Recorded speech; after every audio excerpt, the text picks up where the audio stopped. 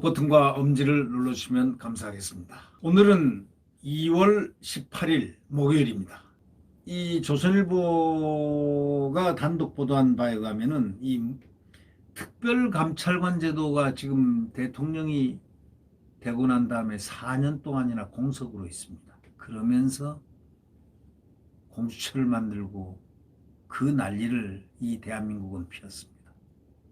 근데 특별감찰관 제도가 뭐냐? 잘 아시겠지만 친인척, 대통령 친인척과 청와대 고인사들을 소위 서치하는 데입니다. 그들을 감찰하는 데입니다. 근데 특별감찰관 제안을 이 신현수 민정수석이 제안을 했다는 겁니다. 하자, 임명해라. 이렇게 했는데 묵살을 당했다는 그런 소식이 지금 전해지고 있는 겁니다. 이 신현수 청와대 민정수석이 최근에 여권이 정치 쟁점하고 있는 이명박 정부 국가정보원 사찰 의혹에 대해서도 청와대는 개입하면 안 됩니다 라고 주장한 것으로 알려졌습니다. 이 신수석은 여러 가지를 내다보고 반듯한 판단을 하는 그야말로 충신격에 들어가죠. 간신이 아닌 충신격. 여러분, 간신은 달콤달콤합니다. 초콜릿입니다. 향기도 좋습니다. 맛도 좋습니다.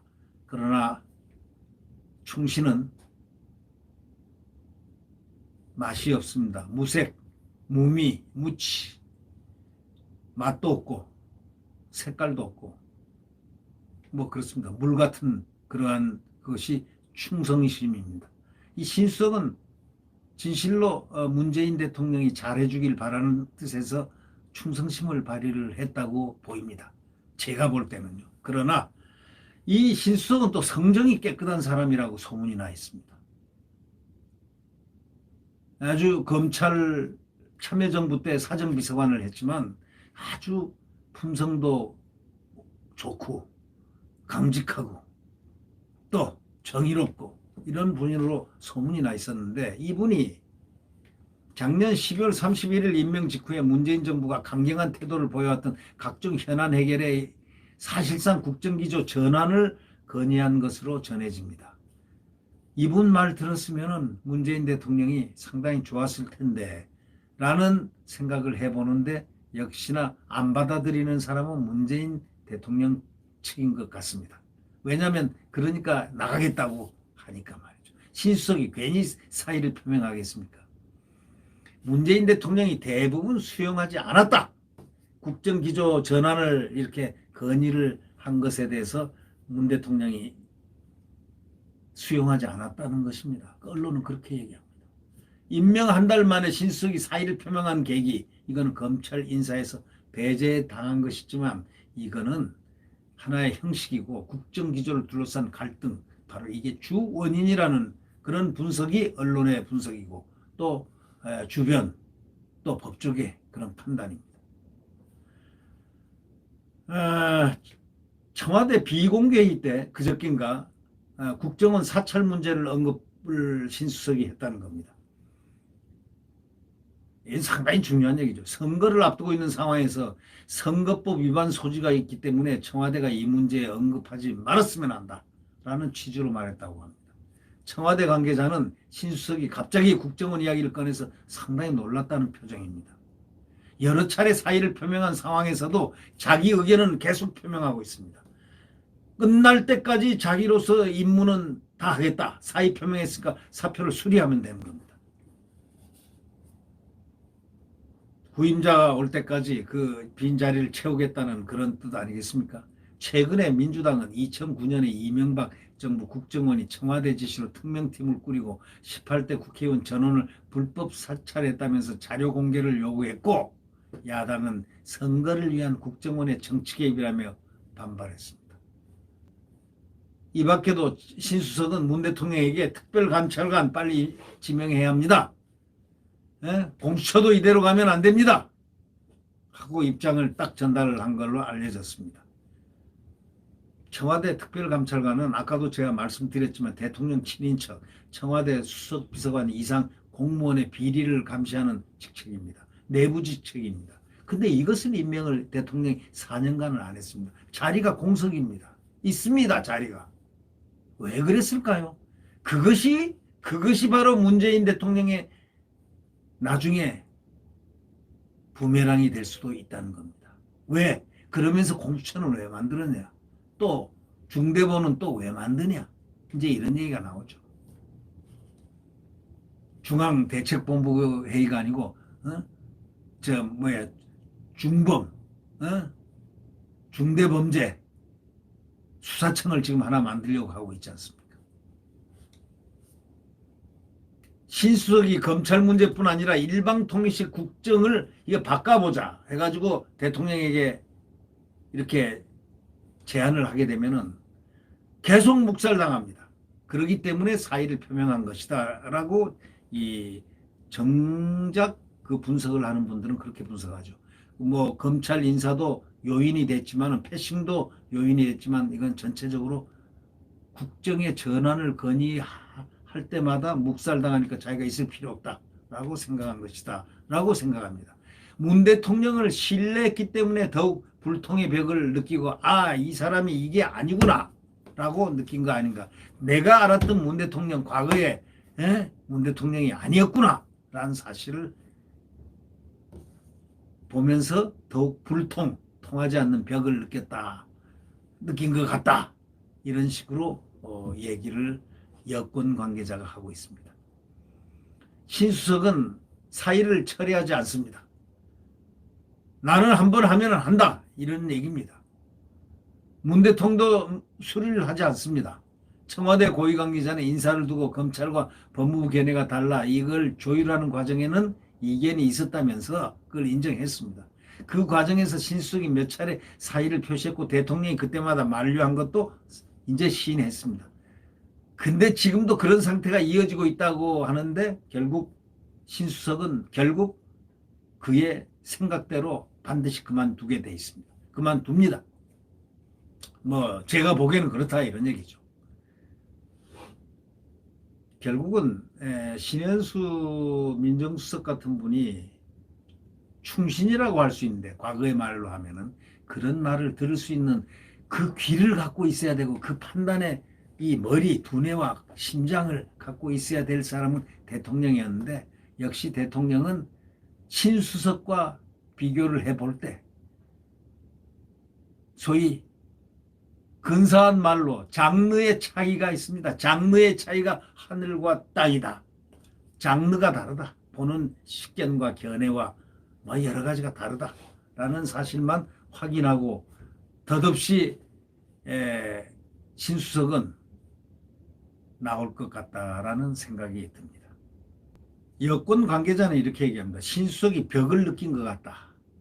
게다가 신수석이 검찰 인사는 물론이고 과거 국정원 사찰 의혹과 특별감찰관 임명 문제를 두고서 계속 쓴소리를 하는데 문 대통령에게는 계속 불편한 말로만 들리는 것 같다. 불편한 존재가 이렇게 되는 것 같다는 그런 느낌에서 자기는 떠나야 되겠다라는 분석도 지금 나오고 있다는 겁니다.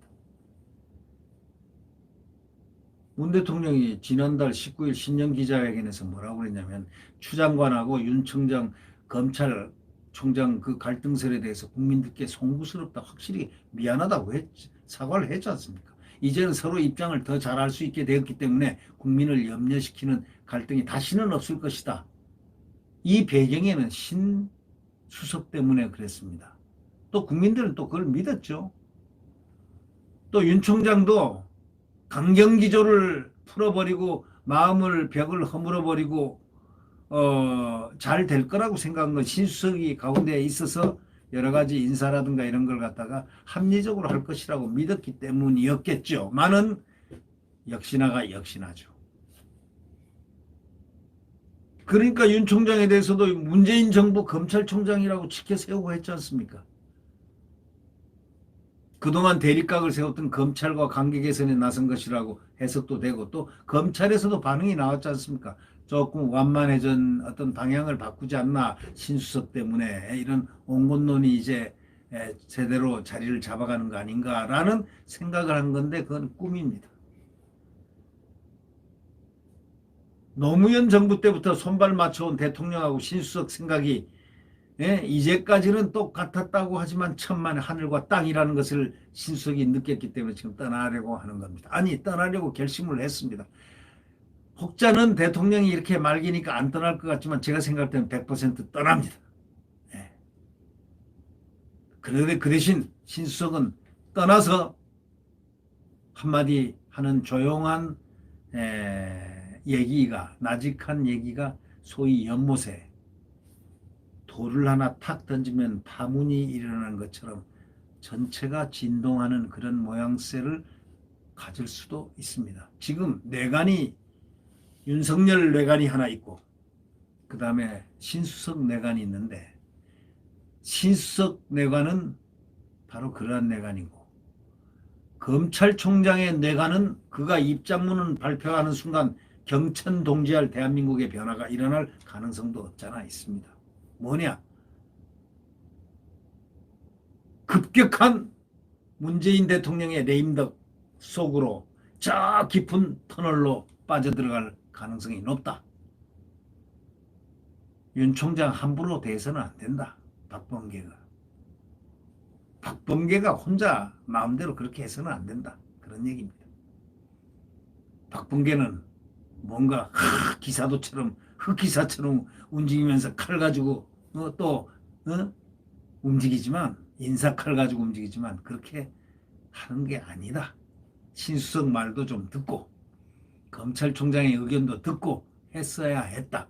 그러나 이미 시간은 늦었다. 이미 갈 때까지 가버린 소위 발착점, 발진점하고 이 착점하고 이미 다 다르다. 출발은 같이 했으되 그 결과와 과정은 완전히 다른 길로 어차피 벗어나 버렸다. 박범계는 이미 이 언론에서 뉴델리가 표현한 대로 추범계였다. 라는 그러한 얘기가 설득력을 갖는다. 그런 느낌이 든다. 네. 지금 여권은 보궐선거에 올인하고 있습니다.